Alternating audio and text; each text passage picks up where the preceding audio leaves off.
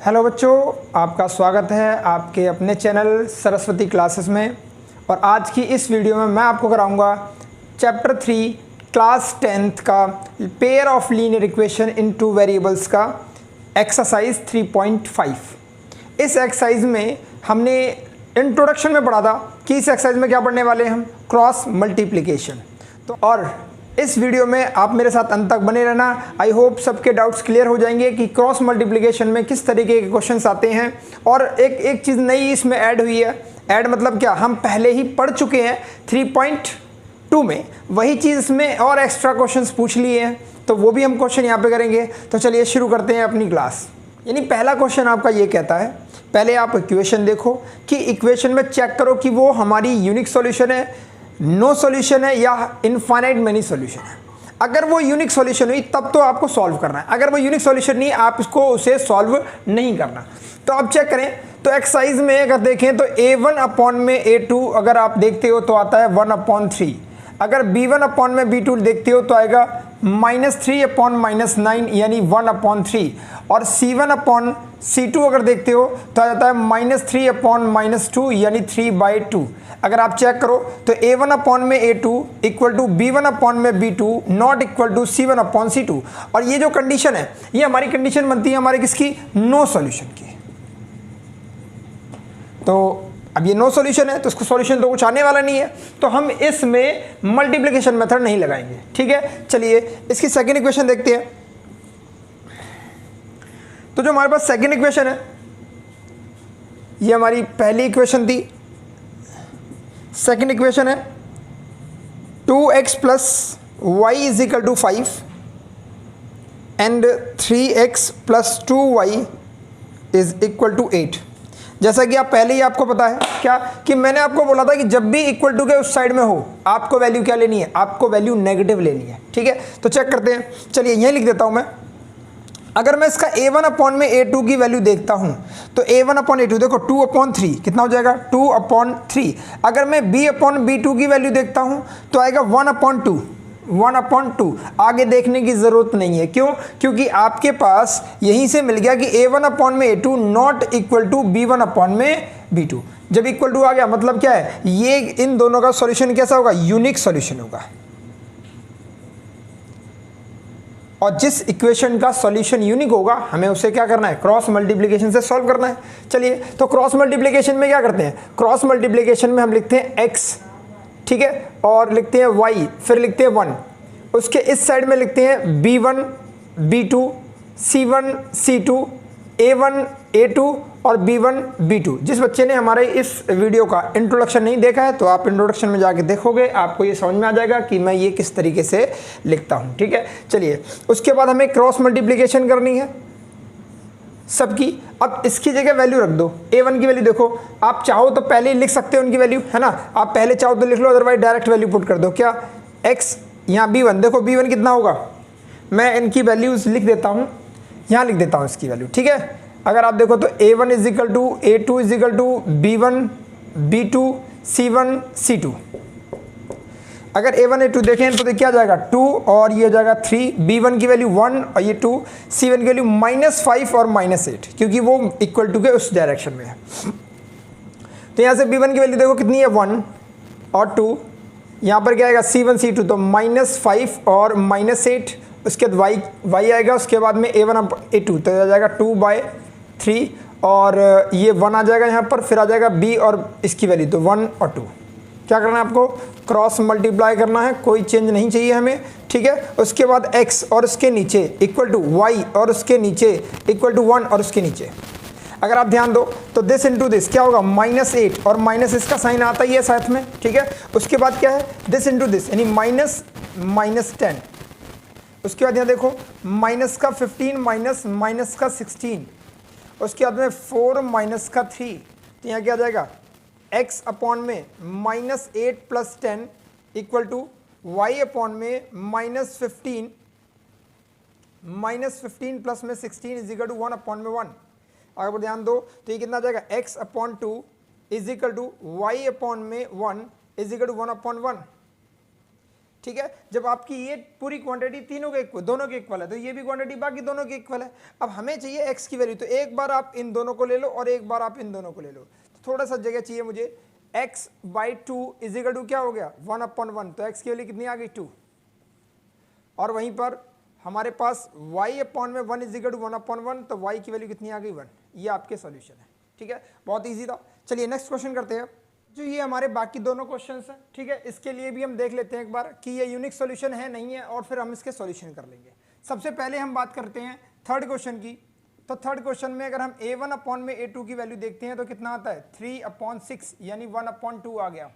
अगर मैं b1 upon b2 की वैल्यू देखता हूं तो कितना आएगा -5 अपॉन में -10 यानी 1/2 आ गया। भाई यहीं से काम खत्म हो गया, क्यों? क्योंकि मुझे क्या मिला a1 upon a2 equal to b1 upon b2। चलो अगला भी देखते हैं क्या है। तो अगला है c1 अपॉन में c2, यानी देखो यहाँ पर क्या है माइनस हो जाएगा ना, c की वैल्यू क्या होगी -20 अपॉन में -40, कितना हो जाएगा 1/2। लो जी खत्म, क्या हो गया, ये आपका आ गया a1 अपॉन में a2 equal to b1 upon में b2 equal to c1 upon c2। जब भी तीनों इक्वल होते हैं हमारे पास जो सॉल्यूशन आते हैं वो कैसे होते हैं, सॉल्यूशन आते हैं infinite many solution, many solution. इसका मतलब है इसके सॉल्यूशन ही इनफाइनाइट है। जब सॉल्यूशन ही इनफाइनाइट है तो आप इसको निकाल के सॉल्व करके आगे करना ही क्या है, नहीं कर सकते सॉल्व, ठीक है। चलिए हम बात करते हैं फोर्थ की। इक्वेशन फोर्थ में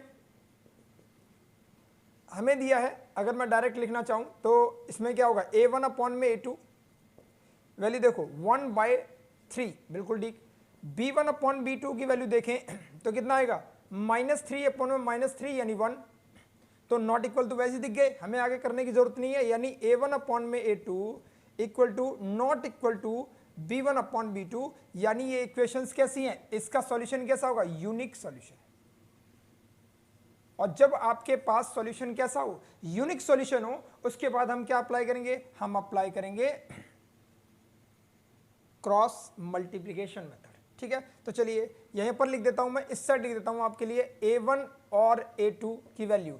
a1 a2 की वैल्यू कितनी है 1 और 3, b1 b2 की वैल्यू कितनी हो जाएगी देखो -3 और -3, c1 और c2 की वैल्यू कितनी हो जाएगी, तो c1 की वैल्यू -7 और -15। मुझे वैसे जरूरत थी नहीं, यहाँ तो जरूरत नहीं पड़ी, बट यहाँ जरूरत पड़ेगी इसलिए मैंने लिख लिया इसको, ठीक है। चलिए तो x b12 c12 y a1 a2 1 b1 b2। चलिए एक और बार करते हैं, तो x b1 b2 देखो कितना है -3 और ये भी -3, उसके बाद में c1 c2 तो -7 -15, फिर y हमारा आ जाता है a1 a2 कितना हो जाएगा a1 a2 हमारा 1/3 होगा, और 1 उसके बाद में -3 क्रॉस मल्टीप्लिकेशन करनी है, ठीक है। अब इसके बाद में क्या लिखोगे आप, यहां पर आ जाएगा x अपॉन में x की वैल्यू कितनी, इन दोनों का मल्टीपल कितना हो जाएगा 45 माइनस इन दोनों का मल्टीपल क्या होगा पॉजिटिव हो जाएगा, माइनस माइनस प्लस, तो कितना हो जाएगा 21 इक्वल टू, देन आते हैं y के लिए, तो y में क्या होगा, y में होगा 7 -7 इंटू में 3 यानी -21 और माइनस का, उसके बाद में ये क्या होगा इन दोनों का मल्टीपल होगा, अब इस दोनों का मल्टीपल यानी माइनस का 15 इक्वल टू 1 अपॉन में इन दोनों का मल्टीपल कितना होगा -3, इन दोनों का मल्टीपल -9, तो -3 और माइनस में -9, उसके बाद क्या आएगा x अपॉन में ये हो जाएगा आपका 24 इक्वल टू y अपॉन में -21 प्लस में 15 इक्वल टू 1 अपॉन में ये हो जाएगा प्लस का नहीं -3 प्लस का 9, तो क्या होगा एक स्टेप और लिखते हैं, x की वैल्यू आ जाएगी 2 ये आ जाएगा, और y कितना आ जाएगा -6 हो जाएगा इक्वल टू 1 अपॉन में 6 हो जाएगा, ठीक है। तो एक बार इसको इसके इक्वल, एक बार इसको इसके इक्वल, एक बार इसको इसके इक्वल, एक बार इसको इसके इक्वल, तो x अपॉन में 24 इज इक्वल टू 1/6, तो जो वैल्यू आएगी x की वो आ जाएगी 4, ठीक है, मल्टीप्लाई डिवाइड हो जाएगा, और y अपॉन में -6 इज इक्वल टू 1/6, तो इसकी वैल्यू हो जाएगी y is equal to -1। Check कर लेना आराम से, कोई दिक्कत नहीं है, हमारे पास बहुत सारा टाइम है, ठीक है। तो ये हमारे थे पहला क्वेश्चन जो कि एनसीईआरटी का है ना। अब बढ़ते हैं हमारे क्वेश्चन नंबर 2 पर। बच्चों ये जो क्वेश्चन नंबर 2 है इसके 2 पार्ट हैं, और इसमें आपसे बोला है कि हमारे पास ये इक्वेशन है for which value of a and b, a और बी की वैल्यू क्या रखें हम कि following pair of equation have a infinite number of solution, यानी इनफाइनाइट नंबर ऑफ सॉल्यूशन हो जाए, इसके लिए हमें ए और बी की वैल्यू क्या लेनी चाहिए। तो जो बेसिक आपने पढ़ा है आप वो लगा दो, उसके बाद जो करना है वो आपको सॉल्यूशन बताएगा, आगे आप करते रहोगे आंसर अपने आप आएगा। जैसे मुझे बोला कि ये कैसा है, इनफाइनाइट मैनी सॉल्यूशन है, इनफाइनाइट मैनी सॉल्यूशन है, और फॉर इनफाइनाइट मैनी सॉल्यूशन के लिए हमें जो कंडीशन होती है वो होती है a1 अपॉन में a2 equal to b1 upon में b2 equal to c1 upon c2, ठीक है। और यहाँ से देखो कि a1, देखो a1 क्या होगा, x का कोफिशिएंट, यानी आपका हो जाएगा 2 अपॉन a2 क्या होगा, x का coefficient a minus b equal to b1 कितना हो जाएगा 3 और b2 कितना होगा a प्लस b, बिल्कुल ठीक। c क्या होगा, देखो c1 क्या होगा, माइनस का 7 होगा, है ना, और c2 कितना होगा, ये पूरे के ऊपर माइनस लगेगा। तो ऐसा नहीं है कि आप सोचो कि सर ये तो कटने के बाद, लगाने के बाद माइनस से माइनस खत्म हो जाएगा, तो कोई बात नहीं, हमें क्या करना है, हमें जो दिया है हम उसके अकॉर्डिंग चलेंगे, ठीक है। चलिए तो एक बार आप क्या करोगे, एक बार इन दोनों को इक्वल ले लो, है ना, और एक बार इन दोनों को इक्वल ले लो, आपका सॉल्यूशन हो जाएगा। वहां से दो इक्वेशन आएंगी, जैसे मैं इसको लेके चलता हूं तो क्या होगा, 2 अपॉन में a minus b equal to 3 upon में a plus b equal to, ये हमारे हो गए, ठीक है। इसमें क्या करना पड़ेगा, आपको करना पड़ेगा क्रॉस मल्टीप्लिकेशन। तो चलिए क्रॉस मल्टीप्लिकेशन करते हैं, क्या आएगा, 2a plus 2b is equal to 3a minus में 3b। अगर आप इसको इस डायरेक्शन में दोनों को लेके आ जाओ, या ऐसा करते हैं a को इस डायरेक्शन में लेके आओ, b को उधर भेज देते हैं, ठीक है। तो क्या होगा भाई, a को उधर लेके आएंगे तो 2a माइनस में 3a is equal to minus का 3b और माइनस का 2b, क्योंकि इसको मैं उधर लेके गया माइनस हो गया, ठीक है। तो ये कितना हो जाएगा, यहाँ से देखो माइनस के, सॉरी ये जो है a होगा, ठीक है। अब ये कितना हो जाएगा, माइनस का a is equal to minus का 5b, है ना। तो अगर यहाँ से देखें आप तो a इज इक्वल टू क्या हो गया, a is equal to 5b हो गया, ये आपकी पहली इक्वेशन हो गई, ठीक है। दूसरा क्या करना है आपको, इन दोनों को इक्वल रख दो। तो जब आप इन दोनों को इक्वल रखोगे, यह आ जाएगा 3 अपॉन में a plus b equal to 7 upon में 3a प्लस b माइनस 2। करते हैं इसको क्रॉस मल्टीप्लाई, कितना होगा, ये हो जाएगा आपका 9a plus 3b minus 6 is equal to 7a plus में 7b। देखो कैलकुलेशन हो सकता है मैं थोड़ा सा स्टेप 1-2 बढ़ा दूं, पर आप कैलकुलेशन पे ध्यान रखोगे, आपके आंसर सारे समझ में आएंगे। देखिए यहाँ पर इसको मैं इधर लेके आऊँगा तो कितना हो जाएगा, 2a हो जाएगा। जब मैं इसको इधर लेके आऊँगा तो ये जाएगा माइनस का 4b हो जाएगा, और 6 इज इक्वल टू 0 हो जाएगा। अब मुझे a की वैल्यू क्या है, a की वैल्यू मुझे पता है आपको कितना है, 5b। तो मैं यहाँ लिखूँगा 2 और 5b माइनस का 4b minus 6 is equal to 0। यहाँ से करते हैं तो 10b minus 4b minus 6 is equal to 0। ये कितना हो जाएगा, ये हो जाएगा आपका 6b माइनस, और इसको हम उधर भेज देते हैं 6, तो b की वैल्यू कितनी आ गई, 1। आप एक स्टेप और लिख लो, 6b इज इक्वल टू, यानी b is equal to 6 upon 6, यानी आपका b की वैल्यू कितनी आ गई, 1। अगर b की वैल्यू 1 है तो इसको यहाँ रख दो, यहाँ रखोगे तो a is equal to 5 into 1, तो a की वैल्यू कितनी आ गई, 5। ये आपका फाइनल आंसर हो गया, ठीक है। तो चलिए बढ़ते हैं इसके सेकंड पार्ट पे। तो बच्चों ये हमारा सेकंड क्वेश्चन का सेकंड पार्ट है, और उसमें बोला है for which value of the k will the following pair of equation linear equation have no solution. क्या चाहिए आपको, नो सॉल्यूशन चाहिए। तो इस केस में आपके पास फॉर नो सॉल्यूशन, याद होगा आपको, फॉर नो सॉल्यूशन आपको होता है कि a1 अपॉन में a2 equal to b1 upon में b2 but not equal to c1 upon c2, ठीक है। तो ये हमारी कंडीशन होती है। तो इसी पे हम लिख देते हैं आगे कि क्या करना है, क्या लिखोगे, तो भैया a1 अपॉन a2 यानी 3 upon 2k minus 1 equal to b1 upon b2, तो v की वैल्यू हो जाएगी, b1 हो जाएगा हमारा 1, तो 1 अपॉन में और जाएगा k minus 1 equal to not equal to c1 upon c2, तो यानी माइनस 1 अपॉन में माइनस 2k प्लस 1। ये हो गया आपका, ठीक है। तो हमें जो इक्वल दिया हुआ है, पहले हम इन्हीं दोनों को ले लेते हैं, इन दोनों को लेते हैं, तो क्या होगा 3 2k minus 1 equal to 1 upon में k माइनस 1, ठीक है। अगर मैं इसको सॉल्व करूं, क्रॉस मल्टीप्लाई करूं, तो 3k माइनस 3 इक्वल टू ये हो जाएगा 2k माइनस 1। इस 2k को इधर लेके आऊँ, इसको मैं उधर भेज दूँ, तो आपको ध्यान नजर आ रहा होगा कि 3 माइनस 2 कितना हो जाएगा, k इक्वल टू, देखो ये -1 है और ये जाके उधर प्लस का 3 हो जाएगा, तो प्लस का 3 और माइनस का 1 कितना होगा, प्लस का 2। तो आपकी k की वैल्यू ये आ गई। देखो k की वैल्यू इक्वल टू क्या आई है, 2 आई है। बट अगर आपको ऑप्शन में दे रखा हो कुछ और, जैसे मान लो यही मैं एमसीक्यू क्वेश्चन दे दूं, ठीक है, और एमसीक्यू क्वेश्चन में ऑप्शन के अंदर मैं ऐसा दूं कि k not equal to something, जो भी एक्स वाई जेड हो, ठीक है, तो अगर मेरे पास ऐसा नहीं दिया हो तो क्या करूंगा मैं इस कंडीशन को भी सॉल्व करूंगा, इस कंडीशन को भी सॉल्व करूंगा। तो करके देखते हैं कि k की वैल्यू क्या नहीं होनी चाहिए। भाई ये हमें पता चल गया कि क्या k की वैल्यू क्या होनी चाहिए, और यहाँ से क्या मिलेगा हमें, k की वैल्यू क्या नहीं होनी चाहिए। तो ये भी कर लेते हैं एक बार सॉल्व। तो k minus 1 equal to -1 upon में -2k प्लस 1, माइनस से माइनस खत्म हो गया, क्रॉस मल्टीप्लाई करें तो आ जाएगा 2k plus 1 equal to k minus 1।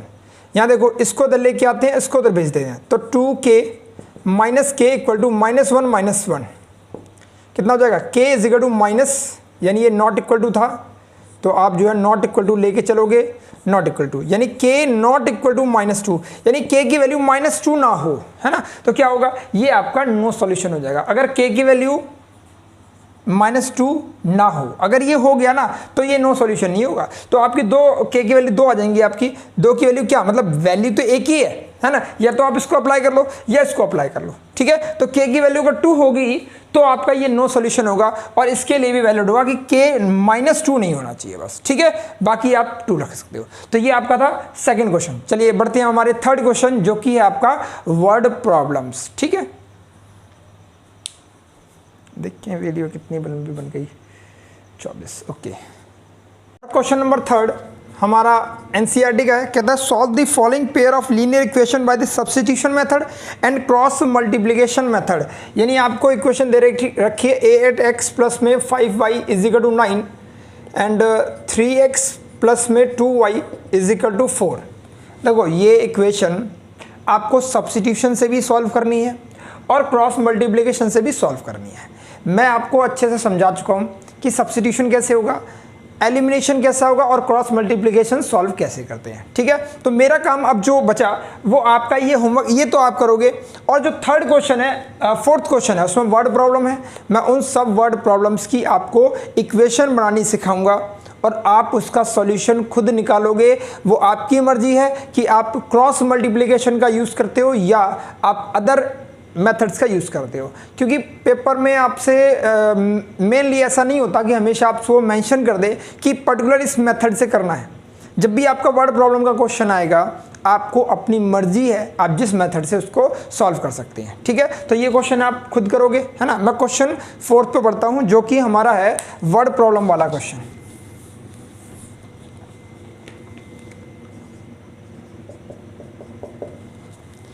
तो बच्चों जैसा कि मैंने आपको कहा कि फोर्थ क्वेश्चन में वर्ड प्रॉब्लम है, मैं आपको सिखाऊंगा कि इसमें वर्ड प्रॉब्लम से कैसे हम इक्वेशन में कन्वर्ट करते हैं।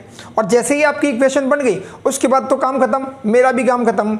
आप जिस मर्जी मेथड से आप उसको सॉल्व कर सकते हैं, ठीक है। पर क्योंकि हम कर रहे हैं 3.5, है ना, और 3.5 में जो भी क्वेश्चन होंगे वो हम करेंगे क्रॉस मल्टीप्लिकेशन से सॉल्व, ठीक है। तो चलिए पहला क्वेश्चन है, क्वेश्चन तो लेट करते हैं। लेट जो फिक्स्ड चार्ज है, let fixed charge for hotel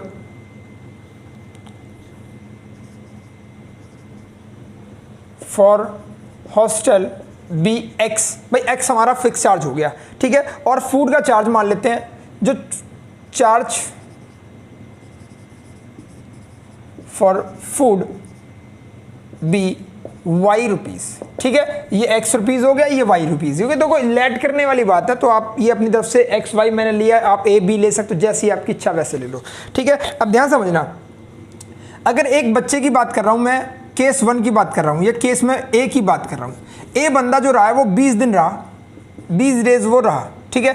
अगर वो 20 दिन रहा तो फिक्स चार्ज तो उसका फिक्स है। भाई देखो एक्स तो उसको देना पड़ेगा, भाई हॉस्टल का चार्ज जो फिक्स है वो देना ही पड़ेगा, प्लस जितने रुपए जितने दिन उसने खाना खाया। भाई खाना कितने दिन खाया, 20 दिन, तो 20 दिन का, और पर डे का चार्ज कितना है, वाई है, तो कितना हो गया टोटल। देखो जितना हॉस्टल का चार्ज प्लस में जितना उसने फूड खाया, है ना, उसका मिला के कितना होगा, तो ये मिला के हुआ 1000 रुपीज़, ठीक है, यही दे रखा है, हाँ बिल्कुल ठीक है।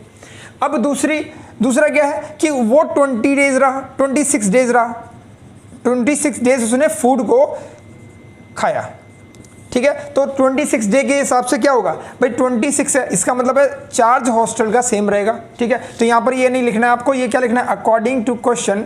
आपको ये तो मैं इसलिए लिख रहा हूँ कि आपको समझा पाऊँ, ठीक है। यहाँ क्या होगा, फिक्स चार्ज ये रहा और 26 डेज उसने फूड का यूज़ किया है, खाना खाया है, तो ये आपका ये बन गया। ये आपकी फर्स्ट इक्वेशन, ये आपकी सेकेंड इक्वेशन। लग जाओ काम पर और लगा दो इसको, सॉल्यूशन कर दो इसका, ठीक है। चलिए समझ में आ गया बच्चों। नेक्स्ट क्वेश्चन बढ़ते हैं, इसका सेकेंड पार्ट, ठीक है। सेकंड पार्ट में देखो, अब फ्रैक्शन बिकम 1/3। तो भैया ऐसा करते हैं, लेट कर देते हैं फ्रैक्शन क्या है, लेट फ्रैक्शन बी x/y, यही हमारा फ्रैक्शन है। और ये फ्रैक्शन क्या बन जाता है, ये फ्रैक्शन बन जाता है 1/3 बन जाता है कब, when 1 is subtract from the numerator and it's, तो सिर्फ यही बोला कि 1 इज सब्ट्रैक्ट फ्रॉम न्यूमरेटर। भाई यहाँ से एक सब्ट्रैक्ट करेंगे और कुछ हमें करने की जरूरत नहीं है, ठीक है। चलिए, तो यहाँ से अगर मैं इक्वेशन बनाता हूँ, क्रॉस मल्टीप्लाई करता हूँ, ठीक है। तो क्रॉस मल्टीप्लाई करके इधर लिखता हूँ मैं, ठीक है। क्रॉस मल्टीप्लाई करेंगे तो क्या होगा, 3x माइनस में 3 = y, इसको इधर और इसको इधर, तो कितना होगा 3x माइनस का y = 3। ये आपकी पहली इक्वेशन बन गई, ठीक है। अब दूसरी चीज़ क्या है, कहते हैं कि इट बिकम 1/4, इट बिकम 1/4। तो भैया दूसरा केस क्या है, it become 1/4 when 8 is added to denominator. अगर मैं 8 को ऐड कर देता हूं डिनोमिनेटर के अंदर, बिल्कुल ठीक है, ठीक है। तो चलिए अकॉर्डिंग टू क्वेश्चन लिख दो पहले ही, अकॉर्डिंग टू क्वेश्चन, आगे मैं इसी हिसाब से लिखता हूं, क्या होगा 4x = y + 8, इसको इधर भेजो तो 4x माइनस y = 8। आपकी ये सेकेंड इक्वेशन, बहुत ही आसान। आगे आपको पता ही क्या करना है, आप इसको एलिमिनेशन से कर दोगे, जल्दी हो जाएगा, है ना, क्योंकि -y और -y है, जल्दी सॉल्व होगा। चलिए अब बढ़ते हैं अपने क्वेश्चन नेक्स्ट, थर्ड क्वेश्चन। तो बच्चों, जो भी आपने अभी 2 क्वेश्चन किए, आप इस वीडियो को पॉज करो और दोनों क्वेश्चंस के सॉल्यूशन निकाल के जरूर देख लो, है ना। उससे आपके लिए ही बेनिफिट है कि आपने जो सीखा मुझसे वो आपने अप्लाई किया और आपको आया या नहीं आया। अगर मेरे साथ साथ सिर्फ आप इक्वेशन बनाते रहोगे, इससे काम नहीं बनेगा।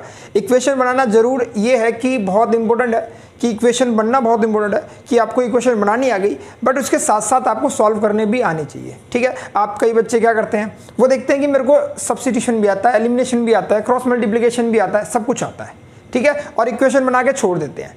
क्या होता है, कई इक्वेशंस ऐसी होती हैं, थोड़ी ट्रिकी होती हैं, आपको दिक्कत होती है उनको सॉल्व करने में, है ना। आएंगी अभी आगे जो और इक्वेशंस आएंगी, ऑप्शनल में आएंगी ऐसी इक्वेशन, जब आपको दिक्कत होगी। तो मेरी आपसे यही रिक्वेस्ट है, ठीक है, आप सभी बच्चे, जो भी मैं वर्ड इक्वेशन कराता हूं उसका सॉल्यूशन आप पॉज करके वीडियो कर लिया करो, ठीक है। जैसे ही मैंने एक क्वेश्चन की इक्वेशन बनाई, आप वीडियो को पॉज करो और आगे आप उसका सॉल्यूशन लिख लो, ठीक है बच्चों। तो चलिए क्वेश्चन करते हैं थर्ड।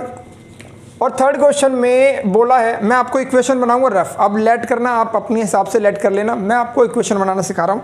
ये बोला कि यश स्कोर 40 मार्क्स। भाई यश कोई है, उसने 40 मार्क्स जो है स्कोर किए and getting 3 marks for the each right answer. भाई 3 मार्क्स मिलते हैं उसको राइट के, और लॉस 1, भाई लॉस 1 का हो गया, -1 मिलता है उसको रॉन्ग आंसर के, बिल्कुल ठीक, एंड बिल्कुल ठीक, had a 4 marks for the awarded for the each correct answer. अगर ये यश के हैं तो मैं ऐसा करता हूँ, यश के नीचे लिखता हूँ 3 मिलते हैं उसको राइट के और -1 मिलता है उसको रॉन्ग के। चलो ये यश हो गया। अब एक और बंदा है, उसको 4 मार्क्स मिलते हैं किसके, राइट के, और -2 मिलते हैं उसको रॉन्ग के, ठीक है। 4 marks been awarded for the each correct answer and the 2 marks deducted for the incorrect answer, Yash would be score इतने। चलिए ये यश के ही है, ठीक है। यश अगर 50 कितने स्कोर करता है, 50 स्कोर करता है, तो उस केस में क्या होता है, उस केस में उसको 4 मार्क्स मिलते हैं किसके, राइट के, और -2 मार्क्स मिलते हैं रॉन्ग के। तो आपके पास 2 इक्वेशंस है, 2 केस है, तो दोनों केस के लिए आपको इक्वेशन बनानी है। तो पहले केस के लिए अगर बात करूँ अकॉर्डिंग टू क्वेश्चन, अगर लेट कर लो, भाई लेट क्या करना है हमें, लेट ये करना है कि राइट क्वेश्चन उसने कितने किए x और रॉन्ग क्वेश्चन कितने किए y। भाई यही होगा ना। अगर मान लो आप ही अपने ले लो नंबर, जैसे आपने 10 क्वेश्चन किए, 10 क्वेश्चन में अगर मैं ये अप्लाई करता हूँ, पहले मैं इसको अप्लाई करता हूँ, है ना, पहले मैं इसको अप्लाई करता हूँ कि राइट आंसर के आपको 3 मार्क्स मिलते हैं बट रॉन्ग के आपको -1 मिलते हैं, ठीक है। और आपके जो राइट है, जो राइट क्वेश्चन है वो है मान लो 8 और जो रॉन्ग है वो आपके कितने हैं 2।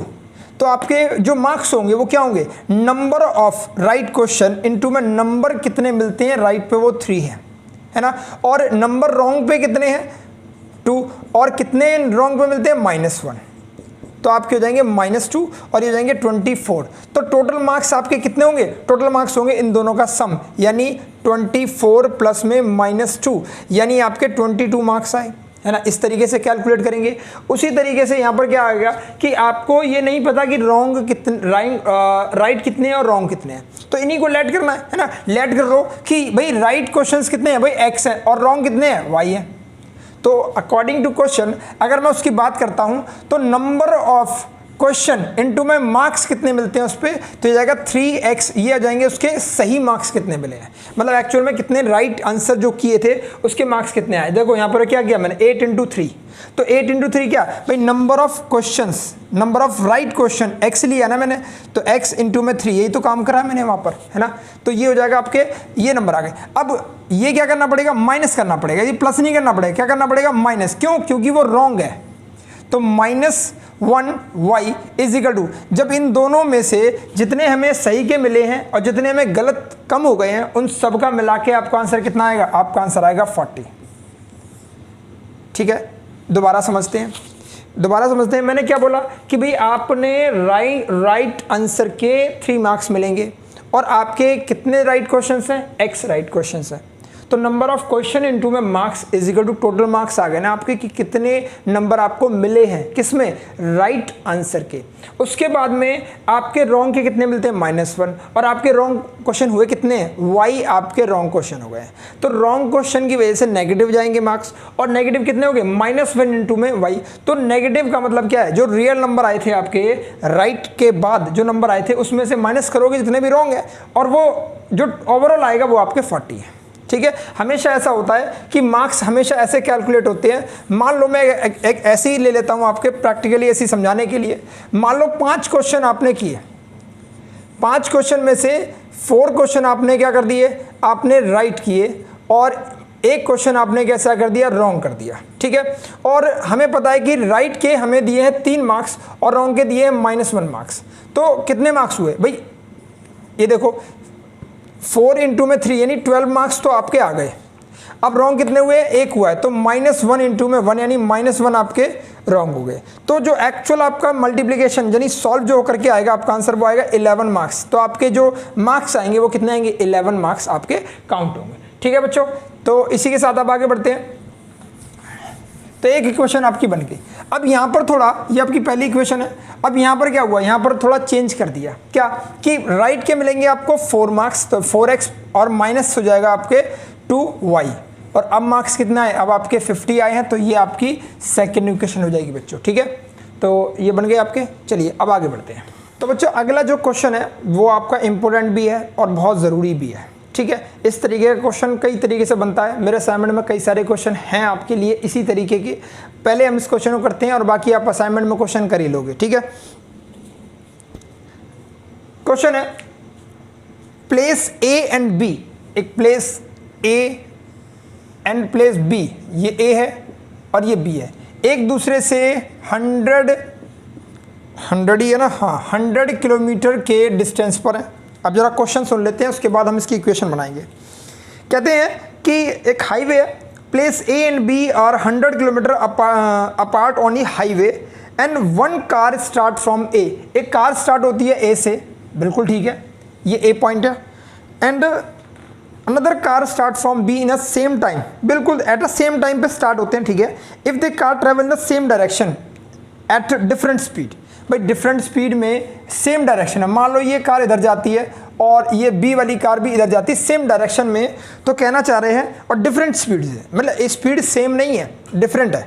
Okay, then they meet in 5 hour, 5 घंटे में मीट कर जाती है। अब देखो दिमाग से खुद सोचो एक बार, अगर ये 5 घंटे में मान लेते हैं C पॉइंट पे मीट कर जाती हैं, ठीक है, ये C पॉइंट इस पर मीट कर जाती है 5 घंटे में, तो टाइम कितना लिया, टाइम ले लिया इन्होंने 5 आवर।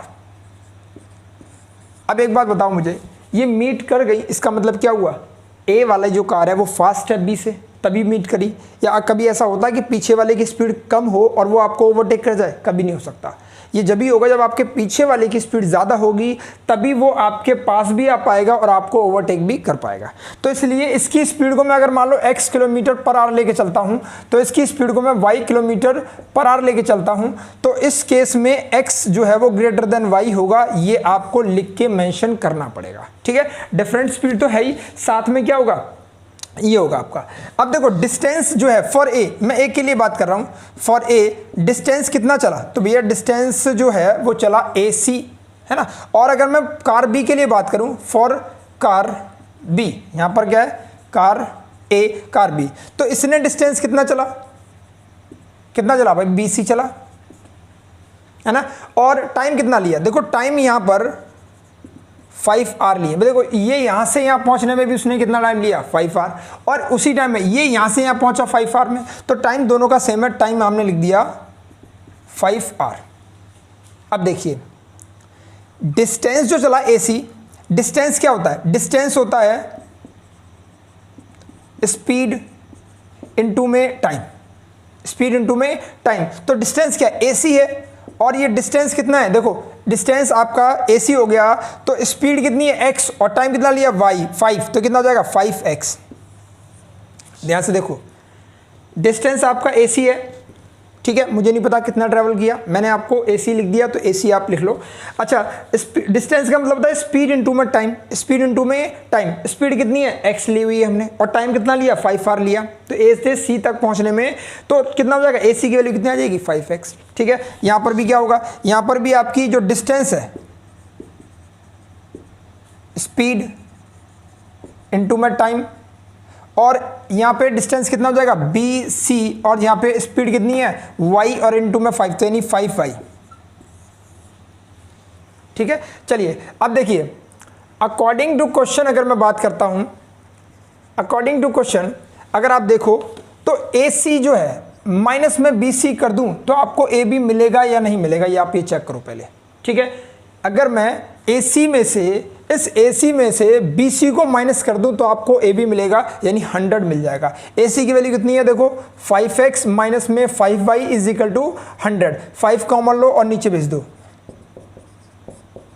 कितना हो जाएगा x minus y is equal to 20। ये आपकी पहली इक्वेशन बन के तैयार, ठीक है बच्चों।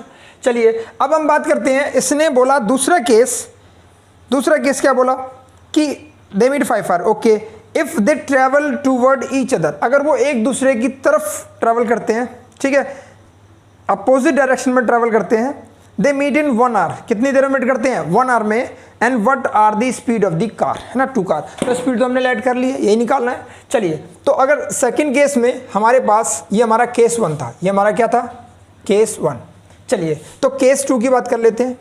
तो केस 2 में अगर दोनों कार ऐसे हैं, ये A हो गया, ये B हो गया, कार इधर चल रही है x किलोमीटर पर आवर से, और ये कार चल रही है इधर y किलोमीटर पर आवर से, देखो कोई फ़र्क नहीं पड़ता, कोई फ़र्क नहीं पड़ता आप किधर से किधर चल रहे हो, है ना, कौन सी स्पीड ज़्यादा है, आप कहीं भी मीट करा दो। मान लो आपने यहाँ मीट करा दिया, आपने यहाँ मीट करा दिया, ठीक है, तो ये हो जाएगा C पॉइंट, ठीक है, ये आपका क्या होगा C पॉइंट हो गया। अब इसने डिस्टेंस कितना ट्रेवल किया, भाई इसने ट्रेवल किया आपका AC। अब इसी तरीके से यहाँ देखो, देखो 2 केस यहाँ भी बना देता हूँ मैं, चलो ठीक है, 2 केस में यहाँ भी बना देता हूँ, for car A, for car A, for car B, ठीक है। अगर हम इसकी बात करें तो डिस्टेंस कितना चला, तो डिस्टेंस चला AC, और यहाँ पे डिस्टेंस कितना चला, तो डिस्टेंस चला इसने BC, ठीक है, और स्पीड कितनी है इसकी x और इसकी y है। टाइम कितना लिया, तो टाइम जो है ये भी 1 आवर और टाइम ये भी 1 आवर, तो क्या होगा, अब आपको करना पड़ेगा क्या कि डिस्टेंस इज इक्वल टू, वही सेम फॉर्मूला लगाना है, तो डिस्टेंस कितना है AC is equal to speed into में टाइम, तो स्पीड कितनी है, स्पीड है आपकी x और टाइम कितना लिया 1, तो AC आपका जो है डिस्टेंस आ गया। यहाँ पर BC कितना होगा, तो BC हो जाएगा आपका y1, ये आपका BC हो जाएगा। दोबारा देखो, आप कहोगे यहाँ डायरेक्ट एक्स वाई लिख दिया, हमें तो समझ में नहीं आया। बच्चों एक बात देखो कि डिस्टेंस का मतलब होता है स्पीड इनटू में टाइम। तो डिस्टेंस इसने कितना चला, एसी चला, ठीक है, और ये डिस्टेंस क्या होता है, स्पीड इनटू में टाइम होता है। तो स्पीड इसके लिए कितनी है, देखो स्पीड है x, और टाइम कितना लिया इसने मीट करने में, 1 आवर। कितना लिया, 1 आवर, तो कितना हो गया, x ही हो गया एसी। उसी हिसाब से अगर मैं इसकी बात करता हूं तो डिस्टेंस कितना चला, डिस्टेंस चला उसने BC, डिस्टेंस कितना चला, BC चला, और स्पीड कितनी है उसकी, y है। टाइम कितना लिया, 1 आवर, तो BC कितना हो जाएगा, y। इसीलिए मैं डायरेक्ट लिख दिए, ठीक है। चलो आगे बढ़ते हैं। अगर मैं इसमें अकॉर्डिंग टू क्वेश्चन की बात करूं, अकॉर्डिंग टू क्वेश्चन देखूं तो AC प्लस, है ना, AC plus BC is equal to कितना हो जाएगा, 100। इसका मतलब हुआ कि x plus y is equal to कितना होगा बच्चों, 100। ये आपकी सेकंड इक्वेशन बन गई। आगे आपका काम पता ही क्या करना है, एक इक्वेशन ये है, एक इक्वेशन ये है, और आप इनको सॉल्व कर लो। बहुत आसान है, इसको आप डायरेक्ट ऐड कर दोगे तो एलिमिनेशन मेथड यूज हो जाएगा और आपका आंसर आराम से निकल जाएगा। तो इसलिए मैं कह रहा हूँ कि कई चीज़ें ऐसी इक्वेशंस आती हैं जो कि टाइम लगता है बनाने में, उनको टाइम लगता है, तो आप कोशिश करा करो, क्योंकि वीडियो बहुत लंबी चली जाएगी। मैं भी नहीं चाहता कि बहुत 1-1 घंटे 2-2 घंटे की वीडियो बने, तो इसलिए मैं कोशिश करता हूँ कि जो चीज़ें मेन है आपको समझानी, बेसिक चीज़ समझा दूँ एक बार, तो उसके बाद आप खुद ट्राई करोगे, बेटर है। मेरे लिए क्या है, मैं तो वीडियो बना दूंगा, कोई बात नहीं, 1 नहीं 2 पार्ट में बन जाएगी वीडियो, कोई बात नहीं, बट मैं चाहता हूं कि आप खुद करो, क्योंकि जब तक आप खुद नहीं करोगे तब तक आपको खुद नहीं आएगा। मेरे करने से कुछ नहीं है, मैं यहाँ पर सारे क्वेश्चन कर दूंगा, ठीक है, बट जब तक आप नहीं करोगे तब तक आपको नहीं आएगा। इसीलिए मैं बोल रहा हूँ वीडियो को पॉज करो, इसका सॉल्यूशन निकालो, देन मेरे अगले क्वेश्चन के ऊपर आना आप, ठीक है। तो चलिए शुरू करते हैं अपना नेक्स्ट क्वेश्चन। चलिए बच्चों, क्वेश्चन नंबर 5 है। तो क्वेश्चन नंबर 5 में कहा है कि area of rectangle reduce by 9 square unit. अगर एरिया जो है रेक्टेंगल का एरिया क्या होता है, 9 स्क्वायर यूनिट डिक्रीज हो जाता है if length is increase by 5 units and the breadth is increase by 3 unit. तो चलिए एक बार देखो आप कि लेंथ को क्या मानोगे आप, x मानोगे, और ब्रेथ को क्या मानोगे आप, y मानोगे। तो रेक्टेंगल की लेंथ हो गई x और ब्रेथ हो गई y, तो एरिया क्या हुआ, एरिया हो जाएगा xy, ठीक है, एरिया क्या होगा xy। अब अकॉर्डिंग टू क्वेश्चन अगर आप ध्यान दो, उसने बोला कि एरिया जो है वो डिक्रीज हो जाएगा 9, डिक्रीज का मतलब माइनस हो जाएगा, है ना, एरिया आपका डिक्रीज हो जाएगा, एरिया आपका डिक्रीज होगा 9, कब, जब आपकी लेंथ यानी x, लेंथ में क्या होगा, लेंथ में अगर रिड्यूस कर दूंगा 5 और ब्रेथ में इंक्रीज कर दूंगा 3, ठीक है। मैंने एरिया को क्या लिखा, एक्स वाई। अब आप कहोगे कि आपने एरिया को एक्स वाई लिख लिया, तो आप ये चीज़ें कहाँ से लेके आ रहे हो बेटा, एरिया इस चीज़ को मैंने क्या बोल दिया, मैंने इसको एक्स वाई बोल दिया, इसी चीज़ को मैंने एक्स वाई बोला है, तो इसको यहाँ लिख लिया। अब इसमें से 9 मैंने अगर माइनस कर दिए तो कब आया ये 9 रिड्यूस कब होगा, जब x की वैल्यू यानी लेंथ में से 5 माइनस कर दूंगा और ब्रेथ में 3 ऐड कर दूंगा, ठीक है। तो इसको सॉल्व करें हम, तो कितना आएगा, एक्स वाई माइनस का 9 इक्वल टू ये हो जाएगा एक्स वाई प्लस में 3x माइनस का 5y माइनस का 15, एक्स वाई से एक्स वाई खत्म हो गया, ठीक है। इसको उधर लेके चलते हैं तो 0 is equal to 3x minus का 5y और माइनस का 15 प्लस 9, ठीक है। चलिए इस दोनों को, ये हो जाएगा आपका 3x माइनस का 5y और माइनस का 6 इज इक्वल टू 0। ये आपकी पहली इक्वेशन आ गई, ठीक है बच्चों। चलिए सेकेंड इक्वेशन की बात करते हैं। तो उसने बोला कि if we increase the 3 units length by 3 unit and the breadth by the 2 unit. अगर वो कह रहा है कि लेंथ को मैंने क्या कर दिया, लेंथ को मैंने 3 यूनिट बढ़ा दिया और ब्रेथ को मैंने 2 यूनिट बढ़ा दिया, ठीक है। तो इस केस में जो एरिया इंक्रीज हुआ है, जो एरिया इंक्रीज हुआ है वो 67 हो गया, ठीक है। क्या हो गया, 67 हो गया। तो एरिया जो है वो इंक्रीज हो गया 67, कब, जब लेंथ में 3 इंक्रीमेंट हुआ, लेंथ और ब्रेथ, लेंथ में 3 इंक्रीमेंट हुआ, ब्रेथ में 2 इंक्रीमेंट हुआ, यानी दोनों में इंक्रीमेंट हुआ है। इसलिए ऑब्वियसली बात है कि आपका एरिया ऑब्वियसली इंक्रीज होगा और ज़्यादा क्वांटिटी में इंक्रीज होगा। चलिए इसको सॉल्व करते हैं। तो आएगा ये एक्स वाई प्लस में 67, ये कितना हो जाएगा, एक्स वाई प्लस में 2x प्लस में 3y और प्लस में 6, ये इससे खत्म हो गया। इसको इधर लेके आएंगे तो क्या हो जाएगा, 67 minus 6 is equal to 2x plus में 3y और इसे आ जाए 61, तो 61 is equal to 2x plus में 3y, ठीक है। और आप चाहो तो इसको ऐसे भी लिख सकते हो 2x प्लस में 3y इक्वल टू 61, ये आपकी हो जाएगी सेकेंड इक्वेशन। और इसको आप ऐसे भी लिख सकते हो 3x माइनस का 5y इज इक्वल टू 6, ये भी आपकी फर्स्ट इक्वेशन हो गई। ठीक है बच्चों, तो ये था हमारा वर्ड प्रॉब्लम की जितनी भी थी, 5 क्वेश्चन थे इसमें, अच्छे क्वेश्चन थे। और इस तरीके के क्वेश्चन आ जाते हैं आपके एग्जाम में, खासकर आपका जो ए और बी था, पाथवे हाईवे वाला था, हाईवे वाला जो क्वेश्चन था वो बहुत इंपॉर्टेंट है, उसको भी आप नज़र में रखना। ठीक है, क्लास में जो टीचर है आपका क्लास टीचर, वो हमेशा ऐसे क्वेश्चन जरूर देगा आपको। ठीक है, तो इसी के साथ हमारी एक्सरसाइज खत्म होती है और नेक्स्ट एक्सरसाइज में हम करेंगे थोड़े अलग क्वेश्चन और इससे अच्छे क्वेश्चन करेंगे। ठीक है, अगर आपको मेरी वीडियो आपको पसंद आई है तो प्लीज़ कमेंट जरूर करें। ठीक है, और अगर आपने इस चैनल पर नए हैं तो इस चैनल को सब्सक्राइब भी कर लें, जिससे आपको न्यू वीडियो मिलती रहे जितनी भी मैथ्स और साइंस की मैं बनाता हूँ उसके लिए। ठीक है, तो चलिए इसी के साथ गुड बाय बच्चों।